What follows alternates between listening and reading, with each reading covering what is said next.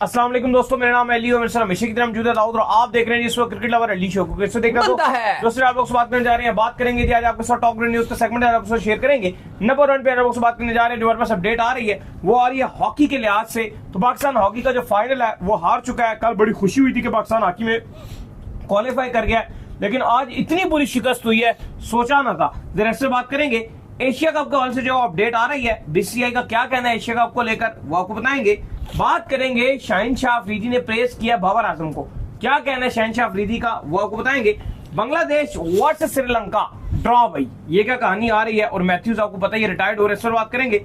India और England का सिलसिला भी जारी है, लेकिन वो भी ऐसा लग रहा है कि डेड रबर मैच होने जा रहा है, इस पर भी बात होगी। तो अगर आप हमारे चैनल पर पहली बार आए चैनल को सब्सक्राइब करें और साथ ही ना भूलिएगा। तो बात का आगाज करते हैं नंबर 1 खबर के साथ जो हमारे पास आ रही है। तो सबसे नंबर 1 खबर आ रही है हमारे पास, यही आ रही है कि पाकिस्तान आज अपना हॉकी का जो फिनाले है वो हार गया। कल बड़ी खुशी थी, लेकिन आज उतने ही दिल बर्दाश्त है क्योंकि इतनी ह्यूमिलेशन, इतनी बुरी शिकस्त। देखिए बड़ी बुरा आज हुआ क्योंकि पाकिस्तान 6-2 से मैच हार गया और न्यूजीलैंड ने 6-2 से पाकिस्तान को शिकस्त दिया। उम्मीद की जा रही थी कि ये जो कोलालमपुर मलेशिया में आपका FIH का नेशन कप खेला जा रहा था, पाकिस्तान शायद जीत जाए, क्योंकि जिस तरह से कल पाकिस्तान ने फ्रांस को हराया था पेनल्टी कॉर्नर्स में, एकदम से हॉकी टीम की वाह वाह होना शुरू हो गई थी। ये बात चलने लग गई थी कि इनको जिस तरह से पैसे नहीं मिल रहे थे खिलाड़ियों को, उसके बाद इतना अच्छा किया। गोलकीपर मुनीब की इतनी तारीफें हो रही थी, कितनी शानदार उन्होंने गोल कीपिंग किया। लेकिन उसके बाद आज जिस तरह से न्यूजीलैंड, और न्यूजीलैंड की एक बहुत अच्छी टीम है, अगर आप देखो तो न्यूजीलैंड की टीम वैसे भी बहुत ज्यादा एक शानदार खेलती है। इवन अगर आप न्यूजीलैंड के अंदर देखोगे तो रग्बी के बाद सेकंड नंबर पे हॉकी को बहुत ज्यादा वहां पर प्रेस मिलता है और उसके बाद फिर क्रिकेट वहां पर आता है। लेकिन अली साहब आज पाकिस्तान की डिसअपॉइंटमेंट देखने को मिली, बहुत ही बुरी तरह पाकिस्तान हार गई। लेकिन फिर भी हमें अप्रिशिएट करना चाहिए क्योंकि हॉकी हमारी कौमी खेल है, लेकिन उसके बावजूद इसको बिल्कुल हाइप नहीं मिलती। इवन कहा जाता है कि जो खिलाड़ी हैं उनको जब इसलिए वो टूर नहीं कर पाते क्योंकि उनके जहाज की जो फीस है वो फेडरेशन नहीं कर पाती। और जो हॉकी की फेडरेशन है, इतनी कोई करप्शन है वहां पर, इतनी करप्शन की जाती है कि आपकी सोच से भी ज्यादा। तो बहरहाल पाकिस्तान हार गई है। फिर भी इसके बाद जो अपडेट आ रही है वो आ रही है एशिया कप को लेकर, और अपडेट ये आ रही है कि बीसीसीआई जो है उन्होंने सारी जो खबरें चल रही थी उसको रिफ्यूज कर दी है और बीसीसीआई ऐसा लग रहा है कि वो एशिया कप में पार्टिसिपेट करने जा रहे हैं। और हमने आपको खबर भी दी थी कि दुबई शिफ्ट किया जा रहा है इंडिया से। तो भाईजान एशिया कप गोइंग ऑन है। लेकिन जो बीसीसीआई के सेक्रेटरी हैं, आपको पता है पहले जयशाह थे, लेकिन अब देवाजीत साइका हैं। हिंदुस्तान टाइम्स से ये खबर छापी थी और हिंदुस्तान टाइम्स से उन्होंने ये बात की थी देवाजीत साइके ने, और उन्होंने कहा कि जब उनसे पूछा कि क्या जो भारतीय क्रिकेट बोर्ड है क्या वो एशिया कप का बाइकआउट करने जा रहा है, या जिस तरह से खबरें चल रही हैं कि एशिया कप में नहीं होगा, तो उन्होंने साफ साफ मना कर दिया। उन्होंने कहा कि ऐसा कुछ भी नहीं है और इंडिया बिल्कुल भी, जो भारतीय क्रिकेट बोर्ड है वो बिल्कुल भी एशिया कप का बाइकआउट करने नहीं जा रहा। फिलहाल उन्होंने कहा कि अभी हमने इस पर कोई फैसला नहीं किया, लेकिन ये जो बाइकआउट की खबरें मीडिया में या इधर उधर सोशल मीडिया में चल रही हैं ये बिल्कुल बेबुनियाद है। यानी कि उन्होंने ये भी डायरेक्ट नहीं कहा कि हम एशिया कप खेलने के लिए जा रहे हैं, लेकिन उन्होंने सिर्फ इस बात पर, अभी उन्होंने जो सेक्रेटरी हैं देवजीत साइका, उन्होंने ये कहा है कि ये जो खबरें चल रही हैं कि भारत बाइकआउट कर चुका है एशिया कप का, ये बिल्कुल बेबुनियाद खबरें हैं। ऐसा कुछ भी बीसीसीआई के किसी भी ऑफिशियल ने, किसी भी भारतीय न्यूज अखबार या न्यूज चैनल या किसी भी न्यूज एजेंसी को ऐसा कुछ भी नहीं कहा कि हम एशिया कप नहीं खेल रहे।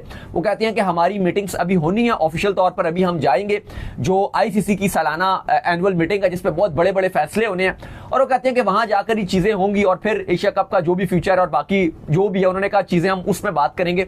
उन्होंने बाकी बात करने से भी मना कर दिया। लेकिन जो उनकी बात थी उससे यही पता चल रहा था कि बीसीसीआई एशिया कप के लिए एग्रीड है और जो सितंबर में एशिया कप खेला जाना है इस बार 8 टीमों के साथ वो होगा। क्योंकि दूसरी तरफ जो मोहसिन नकवी पीसीबी के चेयरमैन है, उनसे भी जब भी कोई पूछता है, सवाल करता है, तो वो भी कहते हैं कि अभी बाद में इस पे बात करेंगे। लेकिन वो अगर आप कहें कि ऑफ द कैमरा वो जो बात करते हैं वो कहते हैं कि एशिया कप होगा और चीजें हक में रहेंगी। और अब देखें जिस तरह से T20 वर्ल्ड कप अभी जो वुमेन्स का था उसमें भी पाकिस्तान इंडिया को एक ग्रुप में रखा गया है। फिर जो ODI वर्ल्ड कप भारत और श्रीलंका, भारत के पास होस्ट करना था लेकिन वो श्रीलंका को भी कुछ मैचेस दिए गए हैं, उसमें भी अगर आप देखो तो हर टीम ने एक दूसरे के साथ मैच खेलना और पाकिस्तान और इंडिया का भी मैच वहां पे शेड्यूल रखा गया।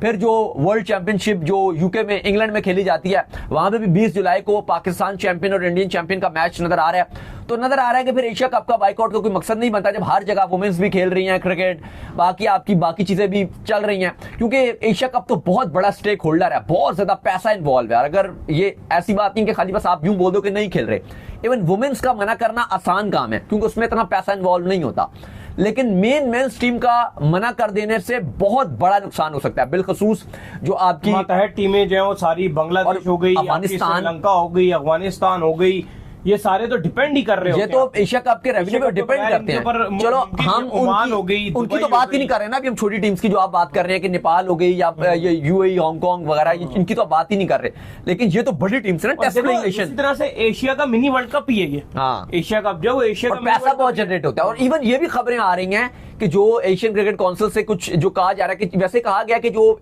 आईसीसी की जो मीटिंग होगी सिंगापुर में, वहीं पर एशिया कप के हवाले से भी बात कर ली जाएगी। वैसे तो इसकी ऑफिशियल मीटिंग बाद में होगी, लेकिन जो मेन चीजें हैं वो आईसीसी की मीटिंग में ही फैसले कर लिए जाएंगे। वहां पर तो खैर और भी बहुत सारे फैसले किए जाने हैं, लेकिन कहा जा रहा है कि जो इंडिया पाकिस्तान को एक ग्रुप में रख के और जो 2 मैचेस करवाए जाते हैं एशिया कप में, और कहा जाता है अगर फाइनल में गए तो 3 मैचेस होंगे, तो वो भी कहानी चलेगी कि एक ही ग्रुप में रखा जाएगा इन दोनों को।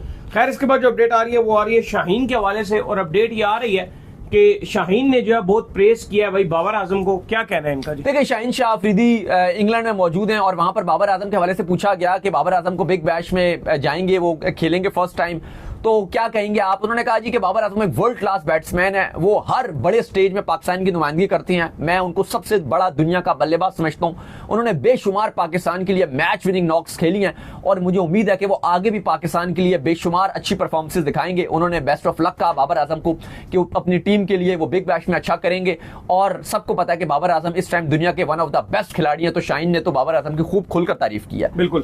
खैर इसके बाद जो अपडेट आ रही है हमारे पास वो आ रही है बांग्लादेश और श्रीलंका के हवाले से, जो वो अपडेट आ रही है कि बांग्लादेश और श्रीलंका के दरमियान जो टेस्ट मैच जारी और सारी था, वो टेस्ट मैच जो वो ड्रॉ हो गया, और एंजेलो मैथ्यूज जो है वो भी अपनी रिटायरमेंट जो है वो दे गए हैं भाई। देखिए, बिल्कुल ये मैथ्यूज का आखिरी टेस्ट मैच था और हमेशा से उनको एक श्रीलंका का लेजेंडरी ऑलराउंडर बल्लेबाज कप्तान रखा जाता है, माना जाता है, क्योंकि ये वाहिद कप्तान है एशिया के जो 2010 के बाद से इंग्लैंड में सीरीज जीत कर हैं। अभी तक 2010 से 2025 तक कोई भी एशियन कप्तान, पाकिस्तान, अफगानिस्तान, चलो अफगानिस्तान तो खेलता ही नहीं, टेस्ट मैच वहां गया ही नहीं, लेकिन पाकिस्तान, इंडिया या बांग्लादेश कोई भी इंग्लैंड में 2010 से सीरीज नहीं जीते। तो ये वाहिद एशियन कप्तान है जो अपनी कप्तानी में श्रीलंका को इंग्लैंड में सीरीज जितवा कर आए थे। इसके अलावा लीडिंग रन स्कोरर में 3rd नंबर पर ये आते हैं जयवर्धने, संगेखारा और जयवर्धने के बाद। लेकिन आज उनका आखिरी टेस्ट था, उनको बड़ी जबरदस्त किस्म का जो है वो अपने होम क्राउड के सामने उन्होंने क्रिकेट को अलविदा कहा। साथ ही मुशफिकुर रहीम और शैंटू और बाकी बांग्लादेश खिलाड़ियों ने भी उनकी बड़ी तारीफ की। मैच की बात की जाए तो बिल्कुल ही फ्लैट विकेट बना दी गई थी और ऐसा लगा कि थोड़ा सा श्रीलंकन क्रिकेट बोर्ड भी ये देख रहा था कि मैथ्यूज का आखिरी टेस्ट मैच है, तो इसलिए भी शायद उन्होंने विकेट थोड़ी फ्लैट ही रखी थी कि श्रीलंका के पे भी कोई बुरी बात ना है कि वो टेस्ट मैच हार जाए। ये विकेट टेस्ट मैच के हिसाब से इतना अच्छा नहीं था क्योंकि बहुत ही फ्लैट विकेट था, दोनों टीम्स ने खूब रन्स के अंबार लगाए थे। इवन आखिरी टाइम पर श्रीलंका की विकेटें गिरी भी, 72 पे उनके 4 खिलाड़ी आउट हो गए थे, लेकिन टाइम इतना कम था, 296 का टारगेट था और उसके बाद ये मैच जो है वो ये ड्रॉ हो गया। इसके बाद जो अपडेट आ रही है जी वो आ रही है इंडिया और इंग्लैंड को लेकर, जो टेस्ट मैच का सिलसिला जो है जारी और सारी है। इंडिया ने बैटिंग करते हुए आज बड़े रन्स बोर्ड पर लगाए, इवन ऋषभ पंत ने भी जो है बड़ी जबरदस्त किस्म की जो सेंचुरी मारी, उसके बाद जो है बड़ी छलांग भी लगाई।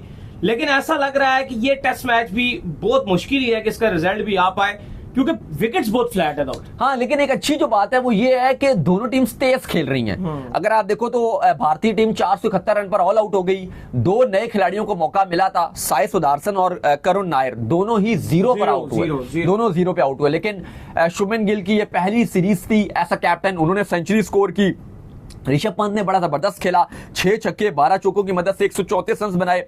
भारत एक अच्छा टोटल बोर्ड पे लगा गया था, लेकिन जब इंग्लैंड बैटिंग करने के लिए आया तो इंग्लैंड भी बड़ा तेज खेला और बड़ी अच्छी और एग्रेसिव इंटेंट के साथ इंग्लैंड खेल रहा है। 37 ओवर्स में इन्होंने कोई 150 रन बोर्ड पे लगा दिया था, 2 विकेट उनके गिर गए थे। अब ऑलमोस्ट दिन का अख्ताम होने के करीब है, बल्कि हो चुका है दिन का अख्ताम। तो अगर आप बात करें तो इंग्लैंड भी अच्छी परफॉर्मेंस दिखा रहा है। वैसे तो अगर आप पहली नहीं देखे तो दोनों ही बैटिंग के हिसाब से अच्छी चीजें चल रही है, क्योंकि जो लीड्स की विकेट है वो थोड़ा सा बैटिंग फ्रेंडली रहती है, क्योंकि थोड़ी सी धूप भी वहां पे पड़ती है और हम देखते हैं कि कंडीशन थोड़ी सी ड्राई हो जाती है, तो पेसर्स को उतना हेल्प नहीं मिल पाता। तो उस लिहाज से अगर आप देखो तो जो बैट्समैन है वो अच्छा कर जाते हैं, लेकिन ये बाद में जाके चीजें थोड़ी बेहतर नजर आएंगी, क्योंकि आज ये खेल का दूसरा दिन है और दूसरे दिन में भारत ने 471 भी बना दिया और इंग्लैंड ने भी एक अच्छा टोटल बोर्ड पे लगा दिया था। और जिस तरह से इंग्लैंड की अप्रोच है, मुझे लगता है कि मैच का नतीजा जरूर आ सकता है। लेकिन ये जो बातें चल रही थी ना कि आप 4 डे टेस्ट मैच कर दें, 4 डे टेस्ट मैच कर दें, ठीक है, कहा गया था कि ऑस्ट्रेलिया, इंग्लैंड और जो इंडिया है ये 5 डे टेस्ट मैच खेलेंगे, लेकिन बाकी टीम्स को 4 डे पे, 4 डे पे महदूद कर दिया जाएगा।